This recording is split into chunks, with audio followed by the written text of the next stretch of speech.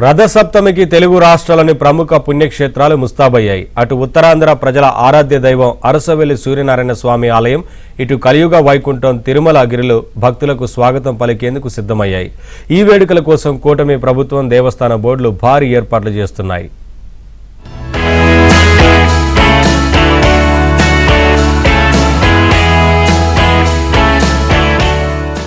శ్రీకాకుళం జిల్లాలోని అరసవెల్లి సూర్యనారాయణ స్వామి క్షేత్రం రథసప్తమి వేడుకలకు సర్వాంగ సుందరంగా సిద్ధమైంది. కోనార్కు తర్వాత రెండో అతిపెద్ద సూర్య దేవాలయంగా పేరుగాంచిన ఈ ఆలయంలో ఈ ఏడాది ఉత్సవాలను రాష్ట్ర ప్రభుత్వం అధికారికంగా నిర్వహిస్తోంది. పట్టణమంతా విద్యుత్ దీపాలతో కాంతులీనుతుండగా సుమారు 2 లక్షల మంది భక్తులు వస్తారని అంచనా వేస్తున్నారు.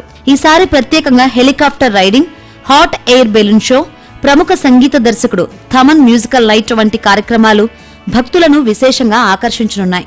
సూర్యనారాయణ స్వామి వారిని ఈ రథసప్తమి విశ్వాసనామ సంవత్సరంలో 26/1/25 ఆదివారం నాడు పడింది కాబట్టి భక్తులందరూ కూడా ఉదయం నుంచి స్వామివారి సేవ చేసుకుంటారు. అట్లాగే రాష్ట్ర ప్రభుత్వం వారు 23, 24 తేదీల నుంచి 25 తేదీ కూడా ఈ రథసప్తమి ఉత్సవాలు 3 రోజుల కార్యక్రమం చేయనున్నారు. కాబట్టి ఆ రోజు 23వ తారీఖు నాడు సామూహిక సూర్య నమస్కారాలు, అట్లాగే 24వ తారీఖు నాడు సౌర హోమం జరుగుతుంది. ఆ మర్నాడు రథసప్తమి కాబట్టి తెల్లవారుజాము నుంచి కూడా 1 గంట నుంచి అభిషేకాదులు ప్రారంభించి అట్లాగే 7:30 వరకు అభిషేకం ఉంటుంది. 25/1/2000 ఆదివారం 150,000 మంది వస్తారు. మేము భక్తులు అంచనా వేస్తున్నాం. అంచనా ప్రకారంగానే బయట నుంచి 6 లైన్లు క్యూ లైన్స్ ఏర్పాటు చేసాం.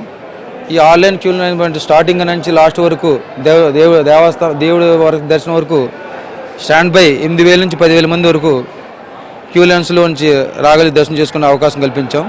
రథసప్తమిని పురస్కరించుకొని ఈ నెల 22 నుంచి 24 వరకు ఉత్సవాలు జరగనున్నాయి. ముఖ్యంగా 24 అర్ధరాత్రి నుంచే భక్తులకు స్వామివారి నిజరూప దర్శనం కల్పించేలా అధికారులు అన్ని ఏర్పాట్లు పూర్తి చేశారు. తిరుమల తరహాలోనే సుమారు 5 కిలోమీటర్ల మేర స్వామివారి శోభాయాత్రను నిర్వహించనున్నారు.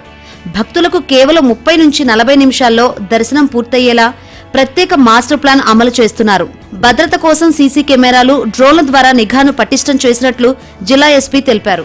మనకు లాస్ట్ ఇయర్ లాగానే ఈ ఇయర్ మ్యాక్సిమం అంతకుముందున్న ఇష్యూస్ ఏవైతే ఉన్నాయో ఇష్యూస్ ఏవి లేకుండా, ఎస్పెషలీ మనకి జనరల్ పబ్లిక్ ఎవరైతే ఉన్నారో వాళ్ళకి కంఫర్టబుల్గా చాలా పీస్ఫుల్గా దర్శనం అవ్వాలి.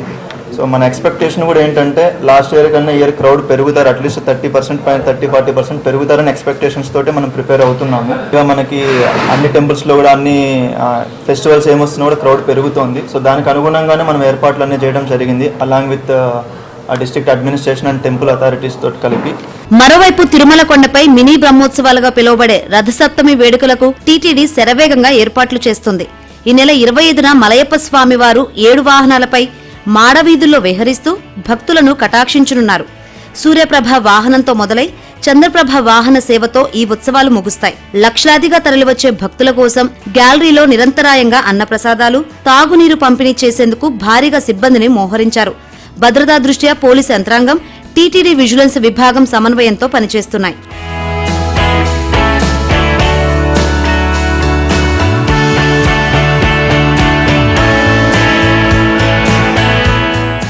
రథసప్తమి రోజున తిరుమలలో రద్దీని దృష్టిలో ఉంచుకొని టీటీడీ కీలక నిర్ణయాలు తీసుకుంది. ఈ నెల 24 నుంచి 26 వరకు సర్వదర్శనం టోకెన్ల జారీని నిలిపివేయడంతో పాటు రథసప్తమి నాడు వీఐపీ బ్రేక్ దర్శనాలతో సహా అన్ని రకాల ఆర్జిత సేవలను రద్దు చేశారు. కళ్యాణోత్సవం, ఉంజల్ సేవ వంటి సేవలను రద్దు చేసి భక్తులందరికీ వాహన సేవలను తిలకించే అవకాశం కల్పిస్తున్నారు. మధ్యాహ్నం పుష్కరిణిలో జరిగే చక్రస్నాన మహోత్సవం ఈ వేడుకల్లో ప్రధాన ఘట్టంగా నిలవనుంది.